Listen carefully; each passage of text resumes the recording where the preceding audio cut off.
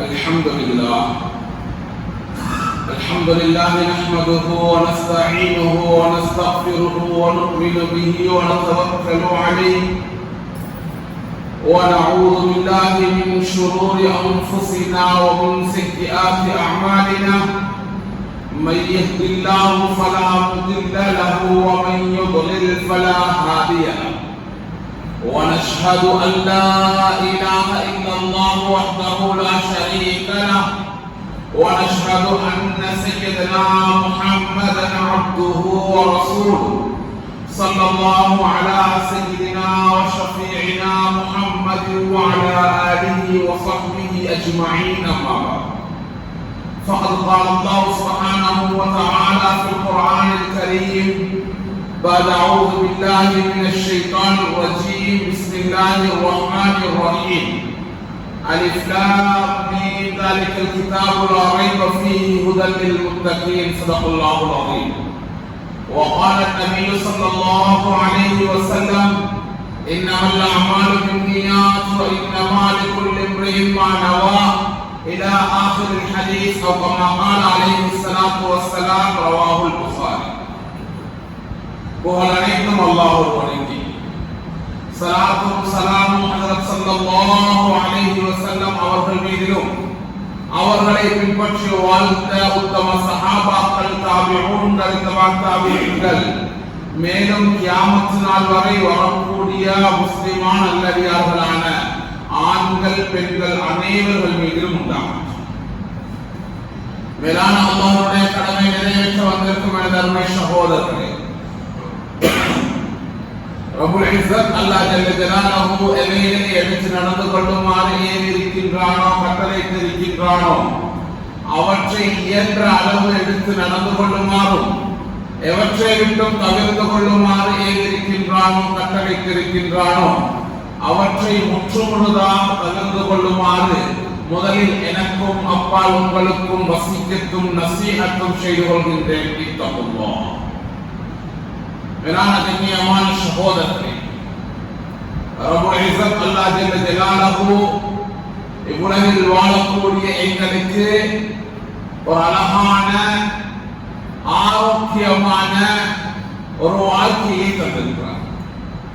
கண்ணியமானவர்களே, சகோதரர்களே, இந்த வாழ்க்கை பல கட்டங்களை கொண்டது.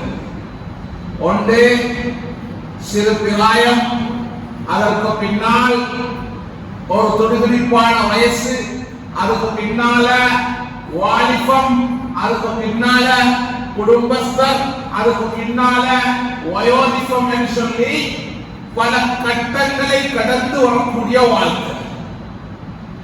இந்த வாழ்க்கை கட்டங்கள்ல பல ஹதீஸ்கள்ல வலியுறுத்தப்படக்கூடிய ஒரு காலகட்டம் எங்களுக்கு சின்னவராக இருக்கலாம், வயோதிபராக இருக்கலாம், வாலிபம் வயோதிபம், அதே மாதிரி குடும்பத்தினுடைய பொறுப்புகளை சுமந்த ஒரு காலகட்டம். இப்படி பல கட்டங்கள்ல ஹதீஸ்கள் எல்லாம் வலியுறுத்தக்கூடிய ஒரு காலகட்டம் எங்களோட வாழ்க்கையில அமையும். அந்த காலகட்டம் ரொம்ப ஆபத்தானதுதான். அதை பயன்படுத்தி கொண்டா அதில் கிடைக்கக்கூடிய வெகுமானங்கள் வெகும் பெருமதி மிக்கதாகவும் தான்.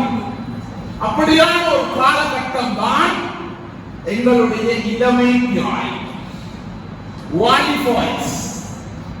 அல்லாஹ் ஸல்லல்லாஹு அலைஹி வஸல்லம் சொன்னாங்க, மனிதனுடைய வாழ்க்கையை அத்தனின் ஹம்ஸ் கப்ல ஹம்ஸ், 5 விஷயம் வாரத்துக்கு முன்னால 5 விஷயங்களை நீங்க பயன்படுத்திக்கோங்க.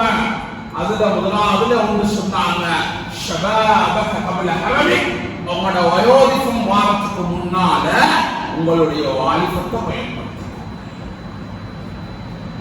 இன்னொரு ஹதீஸ்ல ரசூலுல்லாஹி ஸல்லல்லாஹு அலைஹி வஸல்லம் சொன்னாங்க, சபஅத்துன், 7 பேர் இருக்காங்க, யுதில்லுஹுமுல்லாஹு, அல்லாஹ் அவர்களுக்கு நிழல் கொடுப்பான். அவருடைய அர்ஷுடைய நிழலை தவிர்த்த வேற எந்த நிழலும் இல்லாத அந்த காலகட்டத்துல அல்லாஹ் அர்ஷுடைய நிழலுக்கு கீழால நிழல் கொடுப்பான்.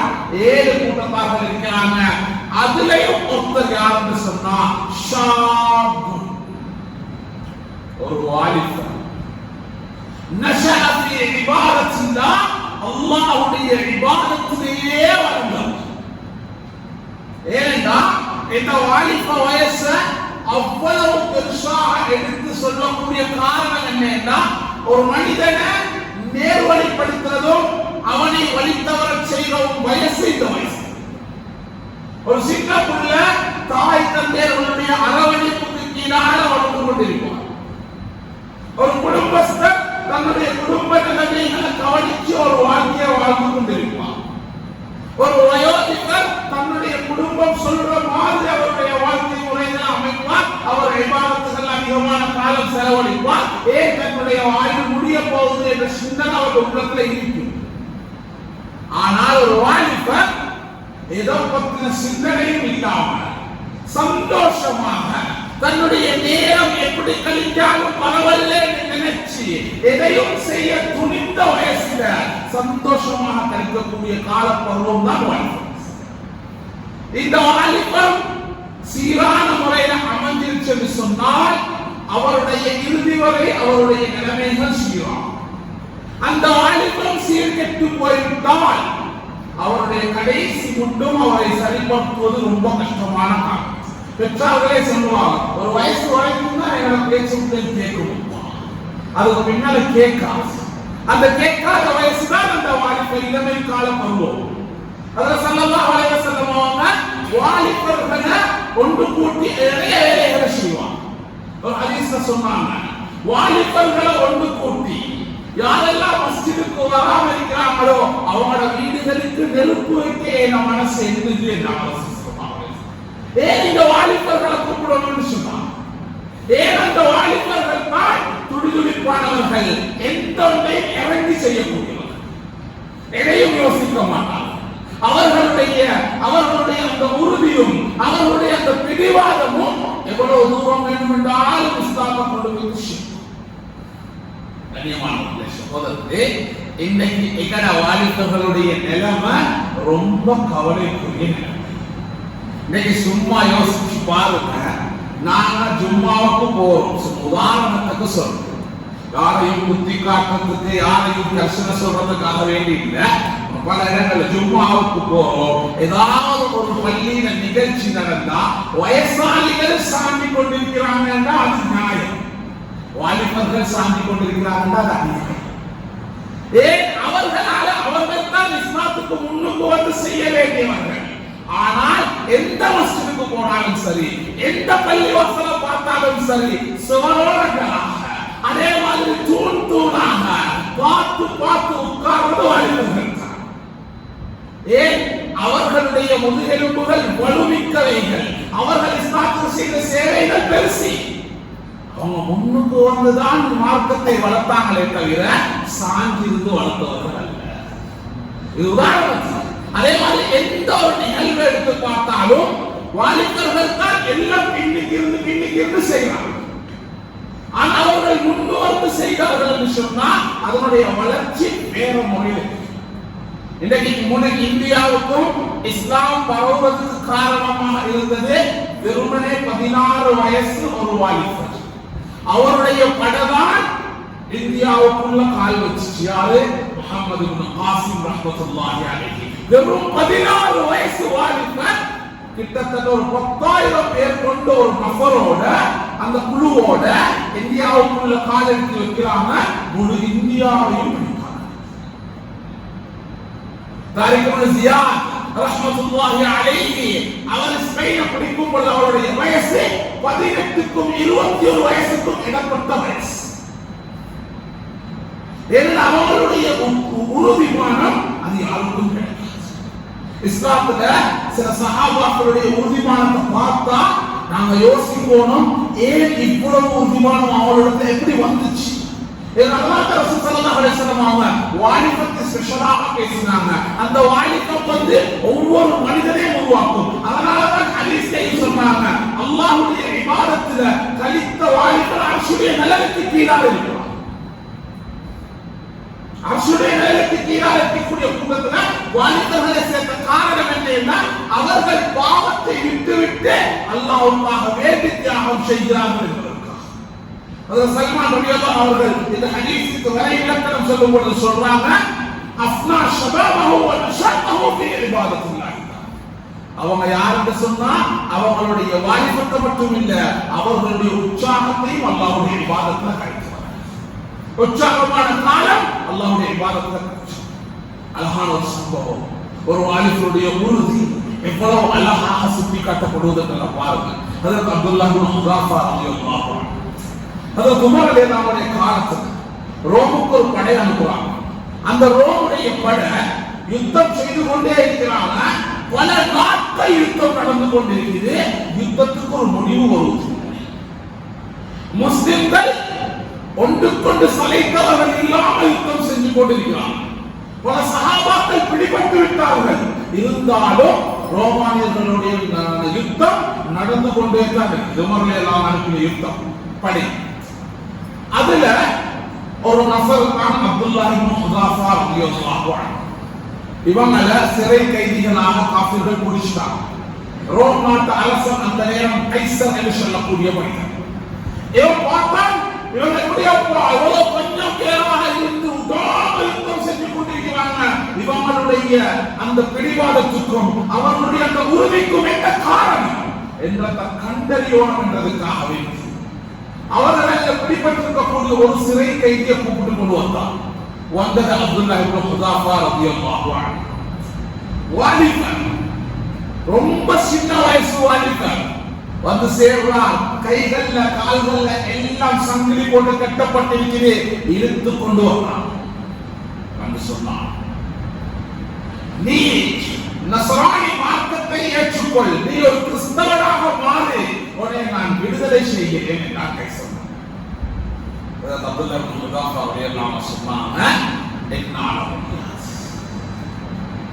நான் உன்னுடைய மார்க்கத்துக்குள்ள உன்னுடைய மதத்துக்குள்ள ஒரு காலமும் வர முடியாது. மறுபடியும் சொன்னான், நீ என்னுடைய மதத்துக்கு வந்தால், நீ ஒரு கிறிஸ்தவனாக மாறினால் உனக்கு என்னுடைய ஆட்சியில் அரவாசியை தருவேன். அதை அப்துல்லாஹ் இப்னு ஹுதாஃபா ரலியல்லாஹு அன்ஹு சொன்ன என்னால முடியாது. மறுபடியும் சொன்னான், நீ என்னுடைய மார்க்கத்தை ஏற்றுக்கொண்டால் உனக்கு ஆட்சி அரவாசி மட்டும் இல்ல, என்னையோட சேர்ந்து ஆட்சியும் செய்யும். சொன்னாங்க, நீ மட்டும் உன்னுடைய ஆட்சி மட்டும் இல்ல, உன் தந்தை உன்னுடைய மூதாதையர்கள் முழு பேருடைய ஆட்சியையும் தந்தாலும் இந்த மார்க்கத்தை ஒன்றுதான் வர மாட்டேன். அவன் என்ன செஞ்சான்? இவருடைய இந்த பிடிவாதத்தை பார்த்து இவரை கொல்ல சொல்லி ஆணையிட்டான். இவரை கொண்டு எப்படி கொலை செய்ய முடிவு செஞ்சா, இவருடைய கைகள் கால்கள் கட்டப்பட்டு முழு அம்பெரிய வீரர்களும் அவரை சுத்தி நின்று அம்புகளை எரிய தயாராகிறார்கள். ஆனா இவருடைய உள்ளத்துல ஒரு சொட்டு பயம் இல்ல, சந்தோஷமான மௌத்தை எதிர்பார்த்திருக்கிறாரு. இவருடைய பயமற்ற அந்த தன்மை கைசர் மன்னரிடத்தில் சொல்லப்படுவது. உடனடியாக அவரை கொலை செய்யறதுக்கு நிப்பாட்டி அவர் கூட்டிடுவார். வந்து மறுபடியும் கேட்டான், நீ ஏன் இவ்வளவு உறுதியாக இருக்கிறாய்? என் மதத்தை ஏற்றுக்கொள், உனக்கு எல்லா விதங்களையும் செய்ய. அது மட்டும் முடியாது, சிறையில் அடைக்குமாறு சாப்பாடு கொடுக்க வாழ வேண்டாம். சாப்பாடு இல்லாமல் பல நாட்கள் சிறையில் அடைத்தார்கள்.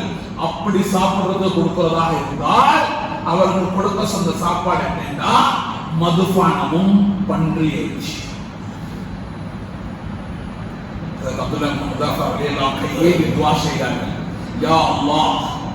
நான் இப்ப ஒரு நிர்பந்தமான நிலையில் இருக்கிறேன். என்னுடைய உயிரை காப்பாற்றிக் கொள்வதற்காக இந்த சாப்பாட்டை சாப்பிடுறதுக்கு எனக்கு மார்க்கம் அனுமதியும் தந்திருக்கிறேன். ஆனாலும் நான் இதை சாப்பிடுறதை எதிர்பார்த்து தான் இந்த முழு காஃபிர்களும் எதிர்பார்த்து கொண்டிருக்கிறார்கள். நான் இதை சாப்பிட்டா அவர்கள் சந்தோஷம் அடைவார்கள். அவர்கள் சந்தோஷம் அடைய நான் சாப்பிடுறதை வெறுத்தேன். அதனால நான் இந்த சாப்பாட்டை ஒதுக்குறேன் என்று சொல்லி அதை சாப்பிடாம நான் சாப்பிட்டு அவர்களை சந்தோஷப்படுறது எனக்கு விருப்பம் இல்லை. நான் சாப்பிட மாட்டேன். முழு சாப்பாட்டை தியாகம் செஞ்சு பசியோடு அவருடைய உறுதியும் அவருடைய அந்த பிடிவாதமும் கைசர் மன்னனுக்கு சொல்லப்படுவது, இவர் சரிபட்டு வர மாட்டார், சரி அவருக்கு சாப்பாட்டை கொடுங்க என்றாங்க. நல்ல சாப்பாடு பரிமாறும்.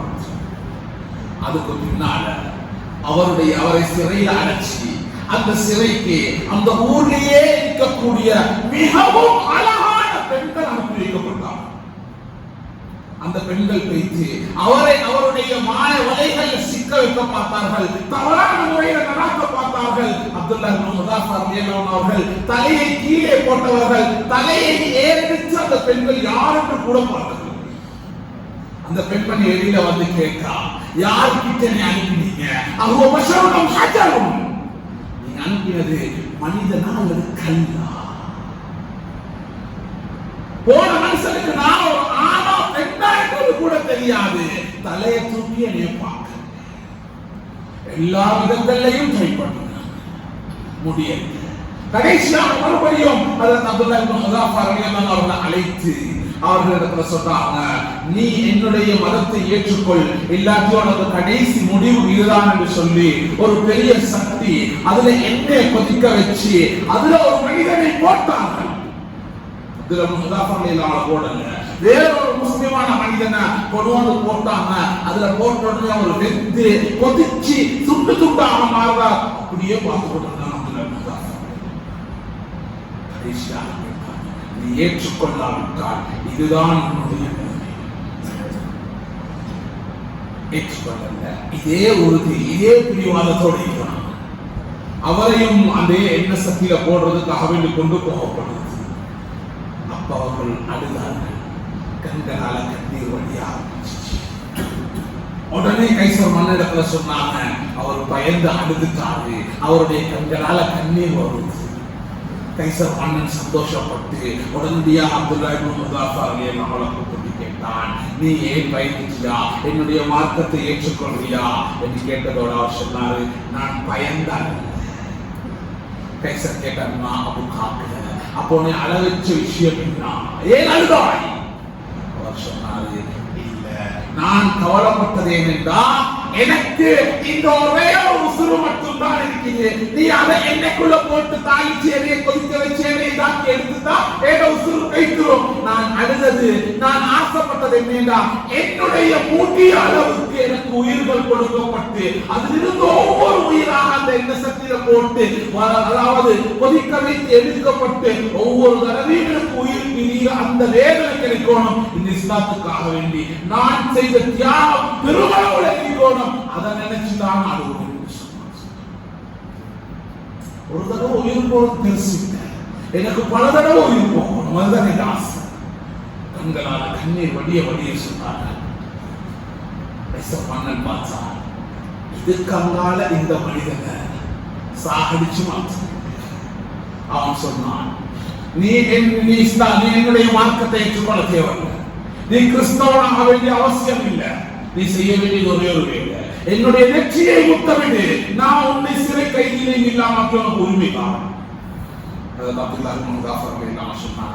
எனக்கு மட்டுமல்ல, என்னுடன் இருக்கக்கூடிய முழு முஸ்லிம்களுக்கும் நீ விடுதலை தருவதாக இருந்தால் நான் செய்வேன் சொன்னான். உனக்கு மட்டுமல்ல, பிடிபட்டிருக்கக்கூடிய முழு முஸ்லிம்களை நான் விடுதலை செய்கிறேன். என்னுடைய நெற்றியை ஒரு வாலிபன் தன்னுடைய உயிரை கொஞ்சம் கூட மதிக்கல, துச்சமாக கருதினார்கள்.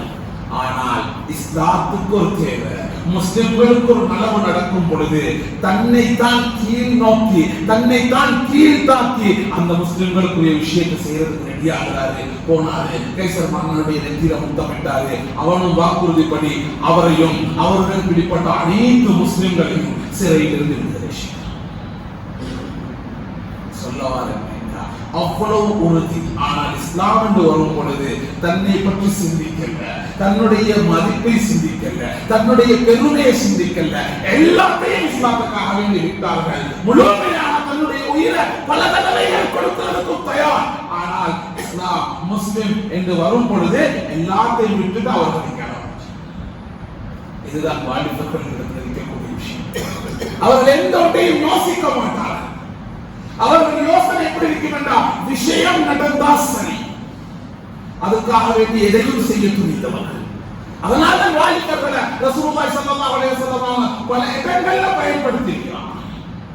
வாலிபர்கள் தலைவலியதான் அவர்களை கூப்பிட்டு தான் ஹைபருடைய கொடியை கொடுத்தாங்க, வைத்து ஹைபரை வெற்றி எடுத்துவாங்க. பக்கமக்காவுக்கு போகும் பொழுது ஒரே யுத்தத்துக்குரிய ஏற்பாடு நடக்குது. அந்த இடத்துல ஹாலித் வலிதுரை எல்லாம் போன்ற ஒரு வாலிப கூட்டத்தை மட்டும் அனுப்பினாங்க. முழு பேரையும் வெற்றி கொண்டு கூட்டிட்டு வந்தாங்க.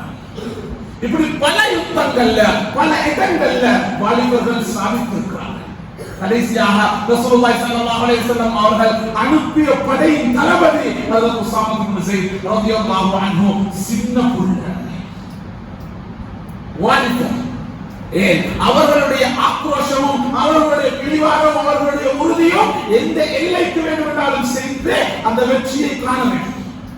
அதனால முஹம்மது இப்னு காசிம் ரஹ்மத்துல்லாஹி அலைஹி வெறும் 10,000 12,000 நபர்களோட வந்து ஒரு இந்தியாவை பிடிக்கிறது என்பது சாதாரண விஷயம் இல்லை. அதாவது தாரிக் இப்னு ஜியாத் ரஹ்மத்துல்லாஹி அலைஹி ஒரு இஸ்மாயிலை பிடிக்கிறது என்பது சாதாரண விஷயம் இல்லை. அவர்களுடைய அந்த உறுதி, எதையும் செய்ய துணிக்கும் அவர்களுடைய அந்த வாலிப வயசு. ஆனா இன்றைக்கு கவலையான விஷயம் என்னென்றா, எங்கட வாலிபர்களுடைய நடத்தைகள் ரொம்பவே மோசமாக, ரொம்பவே மோசமாக இருக்கு. நான் ஆரம்பத்துல ஒரே ஒரு விஷயம் சொன்னேன், மஸ்ஜிதுக்கு வந்தா பூர்ண சாய்வாங்க, இது ரொம்ப சாதாரணமான விஷயம். இன்றைக்கு இபாதத் என்று சொல்லும் பொழுது எங்கட வாலிபர்களை கிட்டை பிடிக்கலாம். சும்மா யோசிச்சு பாருங்க, மஸ்ஜிதுல ஒரு நிகழ்வு வச்சிருக்கிறேன்னு சொன்னா அங்க வாலிபர்கள் வாரம் ரொம்ப குறைவு. அதே நேரம் இந்த 31st உடைய நைட் எத்தனை வாலிபர்கள் வாழ்க்கையையும் விக்டோரியா பார்க்கில் இருந்தாங்க, எத்தனை பேர் சல்லிய காலையாக்கி கொண்டிருந்தார்கள், எத்தனை பேர் தன்னுடைய வாழ்க்கையை அர்ப்பணிச்சு கொண்டு அநியாயமாக்கி கொண்டிருந்தார்கள். சும்மா யோசிச்சு பாருங்க. எல்லா இடத்திலும் எங்கட வாலிபர்கள் தான், எல்லா இடத்திலும் அநியாயம் செய்வது எங்களுடைய சமூகம் தான். எங்களுக்கு இது முஸ்லிம்களுக்குரிய புது வருஷம் அல்ல, எங்களுக்கு முஹர்ரம் இருக்குது, அதை எப்படி செய்யணும் ரசூல் ஸல்லல்லாஹு அலைஹி வஸல்லம் காட்டி தந்திருக்கிறார்கள். ஆனா இத அழகு அசிங்கப்படுத்தி அழகுபடுத்தி எவ்வளவு கேவலப்படுத்த முடியுமோ அவ்வளவு கேவலப்படுத்தி. சும்மா யோசிச்சு பாருங்க, இன்றைக்கு அலங்கோலமாக நடந்த எல்லா இடங்களிலும் எங்கட மக்கள் தான் அலங்கோலப்படுத்தி இருக்கிறார்கள். அந்நியர்கள் செய்யல, அவர்களோ அளவு செஞ்சாங்கன்றா 2 மடங்காக எங்களுடைய வாலிபர்கள் தான் செஞ்சிருக்கிறாங்க.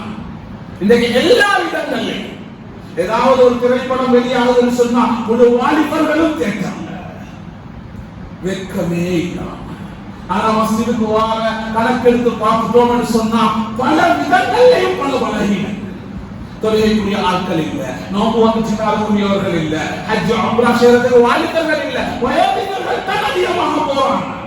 மாஷா அல்லாஹ், ஒரு சில இடங்கள் மாஷா அல்லாஹ் வாலிபர்கள் கூடி நின்று சாதிக்கிறார்கள்.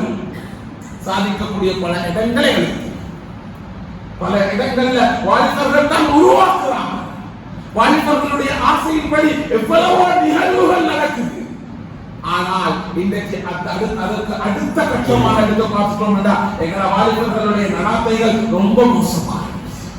இன்னைக்கு அதிகமா எங்கட வாலிபர்கள் எங்க இருப்பாங்கன்னு சொன்னா 3 இடங்களை சொல்லலாம். ஒன்று, எங்கெல்லாம் மோசமான அனாச்சாரங்கள் நடக்குதோ அங்கெல்லாம் கூடி கும்மாளமிட்டுக் கொண்டிருக்கிறாங்க. இரண்டாவது, எங்கெல்லாம் போதை வஸ்துக்கள் பாதிக்கப்பட்டுக் கொண்டு ஹராமான விடயங்கள் நடக்குதோ அங்கெல்லாம் கூடி கும்மாளமிட்டுக் கொண்டிருக்கிறாங்க. மூணாவது, ஒன்றுமில்லையா Facebook, Instagram, WhatsApp சொல்லி இவைகள்ல நேரத்தை செலவழித்துக் கொண்டிருக்கிறார்களே தவிர வேற எதுவும் செய்ய. இவர்கள் தான் ஷாபுன் நஷஅ ஃபி இபாதத்தில்லாஹ். இவர்களிடத்துல எந்த அளவுக்கு மார்க்கம் இருக்கு.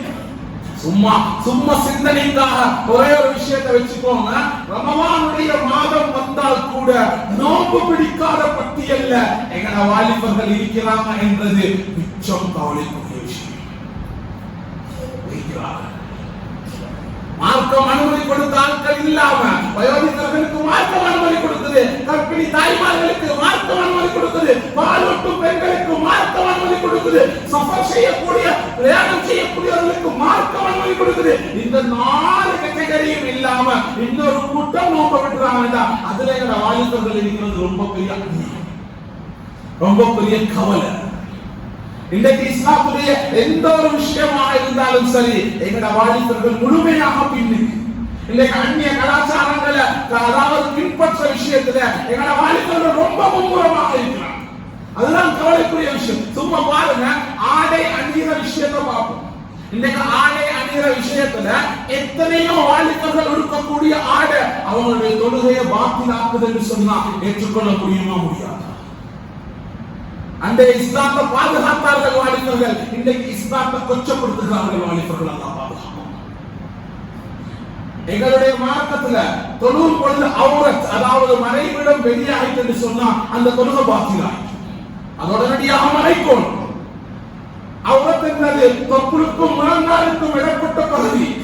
இன்னைக்கு சின்ன சின்ன டிஷர்ட் போட்டு கொண்டு தொழுகிறாங்க. ருக்குவுக்கும் சுஜூதுக்கும் போகும் பொழுது தொப்புளுக்கு கீழ்பட்ட பகுதி விளங்குது, தொழுக பாத்திதான். பலருடைய அதாவது பேண்ட் கொடுக்குறாங்க, கொடுக்கக்கூடிய பேண்ட்ல எத்தனை இடங்கள்ல அது டிசைனுக்காக, அது கல்ச்சராக, இன்னைக்கு கலாச்சாரமாக வெட்டுப்பட்டு கிழித்த ஆடைகள் கொடுக்கப்படுவது. இவைகள் மார்க்கத்தில இவைகளின் மூலமாக எங்களுடைய மறைவிடங்கள் வெளியாகுமே. ஆனால் அந்த தொழுக பாத்திதான். அதை எடுத்துக்கொண்டு மஸ்ஜிதுக்கு வரையலாம்.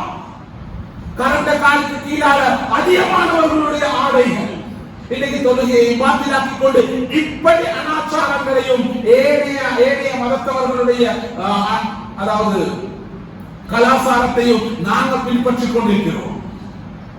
அன்றைய வாலிபர்கள் மார்க்கத்தை பாதுகாத்தார்கள். அவர்களின் மூலமாக பல நாடுகள் வெற்றி கொள்ளப்பட்டது. அடுக்கிக் கொண்டே போகலாம். உயிர் தியாகம் செய்தவர்களை அடுக்கிக் கொண்டு போகலாம். நாடுகளை வெற்றி கொண்டு வந்தவர்களை அடுக்கிக் கொண்டு போகலாம். எல்லாரோட வயசும் 25க்கும் 18க்கும் வயசுல இடப்பட்ட வயசு. ஆனா இன்றைக்கு அதே மாதிரி ஒவ்வொரு மகளாலையும் அடுக்கிக் கொண்டே போகலும் எத்தனை வாலிபர்கள் இந்த சீர்கட்டி இருக்கிறார்கள். இன்றைக்கு எத்தனை இடங்கள்ல பல நிகழ்ச்சிகள் நடக்குது.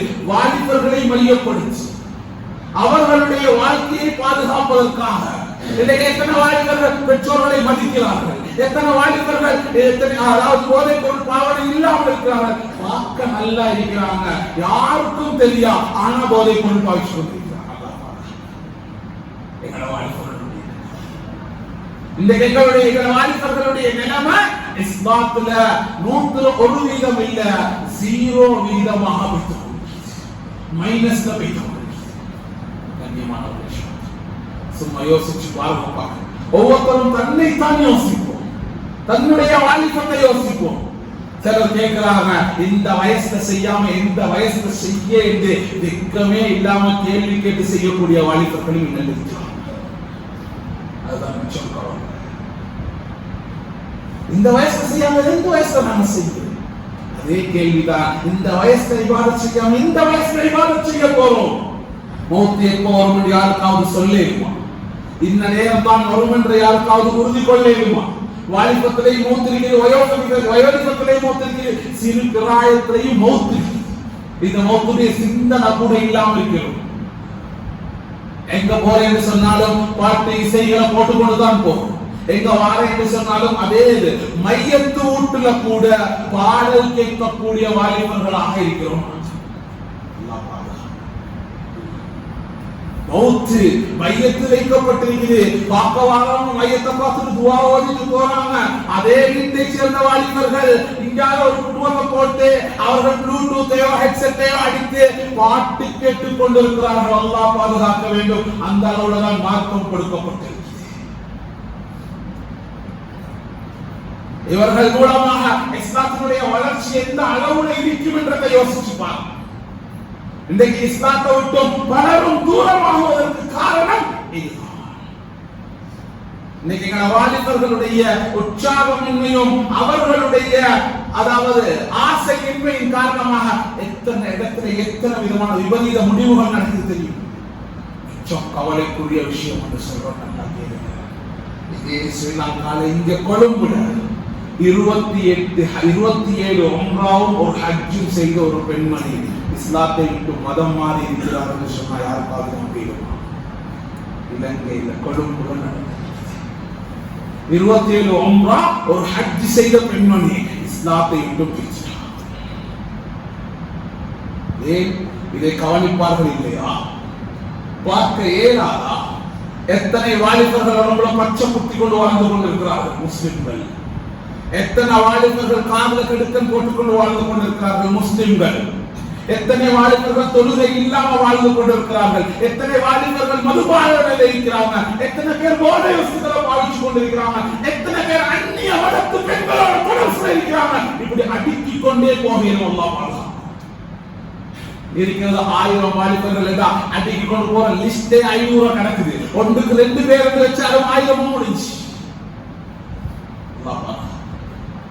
கண்ணியமானவர்களே, அன்றைக்கு முழு முஸ்லிம்களை பாதுகாப்பதற்காக கைசர் மன்னனுடைய தலையை கூட முத்தமிட்டார்கள் அப்துல்லா முஹம்மது ஜாஃபர் ரலியல்லாஹு அவர்கள். இன்றைக்கு முழு முஸ்லிம்களும் மோசமான நிலைமையில் போறதுக்காக வேண்டி எங்களுடைய வாலிபர்களும் காரணமாக இருக்கிறது.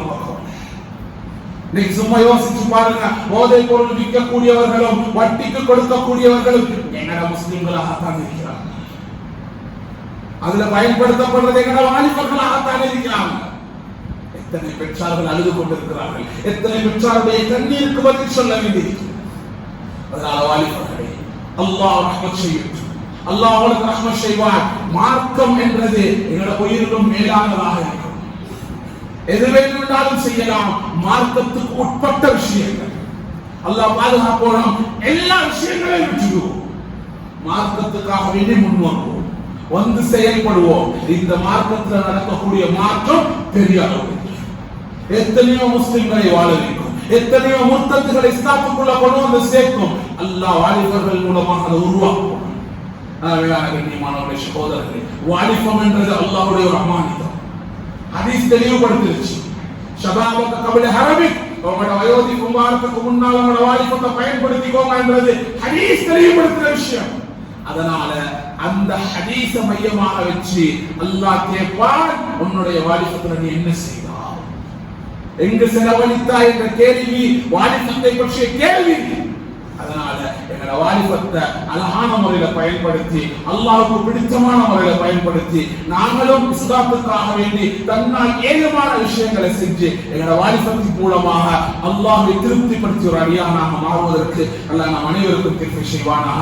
நல்ல எங்களுடைய பாவங்களை மன்னித்து சொல்வாயா, நல்ல எங்களுடைய பெற்றோருடைய பாவங்களை மன்னித்து சொல்வாயா, நல்ல எங்களுடைய உறவினர்களுடைய பாவங்களை மன்னித்து சொல்வாயா, நல்ல நிம்மதி சந்தோஷம் ராகத்தான கண்ணியமான வாழ்க்கை தந்தருவாயா, நல்ல எங்களுடைய வாலிபர்களை பாதுகாப்பாயா, அவர்கள் மூலமாக இஸ்லாத்தை வளர செய்வாயா, அவர்கள் இருக்கக்கூடிய கெட்ட பண்புகளை இல்லாமல் ஆக்குவாயா, ஏனைய கலாச்சாரங்களை பின்பற்றுவதற்கும் அவர்களை பாதுகாத்து அருள்வாயா. எங்களுடைய துஆக்களை கபூல் செய்வாயா, எங்களுடைய ஹலாலான ஹாஜத்துகளை நிறைவேற்றுவாயா. வாஹிரு தஅவானா அல்ஹம்துலில்லாஹி ரப்பில் ஆலமீன். الحمد لله رب العالمين، نحمده ونستعينه ونستغفره ونعوذ بالله من شرور انفسنا ومن سيئات اعمالنا، من يهده الله فلا مضل له ومن يضلل فلا هادي له، ونشهد ان لا اله الا الله وحده لا شريك له، ونشهد ان سيدنا محمدا عبده ورسوله صلى الله على سيدنا وشفيعنا محمد وعلى اله وصحبه اجمعين. اما بعد، فيا ايها الاخوان في الله، اوصيكم واياي اولا بتقوى الله، واحثكم على طاعته وزجركم عن معصيته، ان ديننا دين الاسلام يهدي الى سبيل الرشاد. وشرع النبي صلى الله عليه وسلم آله وصحبه وسلم بين ذلك في سيرته الجميلة، ولم تبق في قلبه زخرفة الدنيا، وهو الذي قال لو كانت الدنيا تعدل عند الله جناح بعوضة ما سقى كافرا شربة ماء. رواه الترمذي. وفي العالم فرقتان تعيشان، فرقة أغرتهم حياة الدنيا وفرقة أغربوا في الآخرة وهم الفائزون في الدنيا والآخرة فوزا جزيلا. وكونوا من الفرقة الثانية تدخلوا في الدار سلاما فرحا وسرورا، ولا تكونوا من طغى وأطغى ولا من المقترين المذلين في الدنيا والآخرة. إن أحسن الكلام وأبيه النظام واحكم الاحكام كلام ربنا السلام. والله عز وجل بالقائل العظيم وهو اصدق القائلين. واعوذ بالله من الشيطان الرجيم. بسم الله الرحمن الرحيم. الف لام ميم ذلك الكتاب لا ريب فيه هدى للمتقين. صدق الله العظيم. نفعني الله واياكم بالقران العظيم وبسنه رسوله الكريم. اقول قولي هذا استغفر الله العظيم لي ولكم ولسائر المسلمين من كل ذنب فاستغفروه انه هو الغفور.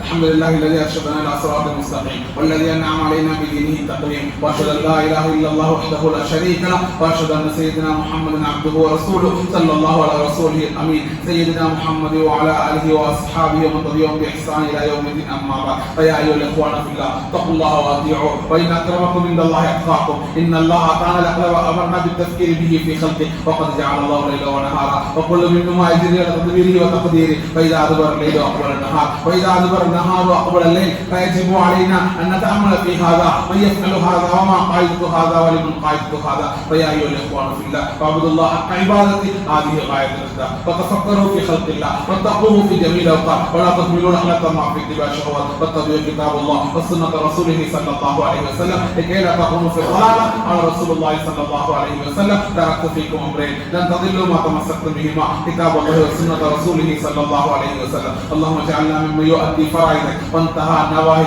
واجعلنا من عبادك الصالحين، واحشرنا غدا في زمرة الأولياء والعلماء والمتقين. اللهم ارض عن سادات الخلفاء الراشدين، امين بن سيدنا ابو بكر الصديق رضي الله عنه، وسيدنا عمر بن الخطاب رضي الله عنه، وسيدنا عثمان بن عفان رضي الله عنه، وسيدنا علي بن ابي طالب رضي الله عنه، وارض عن امهات المؤمنين ازواج رسول الله صلى الله عليه وسلم وسائر الصحابه اجمعين، واتبعهم باحسان الى يوم الدين، وارض عنا معهم برحمتك يا ارحم الراحمين. اللهم اغفر للمؤمنين والمؤمنات والمسلمين والمسلمات والاحياء منهم والاموات، انك قريب مجيب دعوات. اللهم اجرنا من النار، اللهم اجرنا من النار، اللهم اجرنا من النار، ولا تجعلنا من حطب النار، فانها بئس الدار وبئس المصير وبئس القرار. ربنا اغفر لنا ولاخواننا الذين سبقونا بالايمان، ولا تجعل في قلوبنا غلا للذين امنوا ربنا انك رؤوف رحيم. ان الله يأمر بالعدل والاحسان وايتاء ذي القربى وينهى عن الفحشاء والمنكر والبغي يعظكم لعلكم تذكرون. واذكروا الله الجليل الجبار يذكركم واشكروه يزدكم ويهديكم، ولذكر الله اكبر والله يعلم ما تصنعون.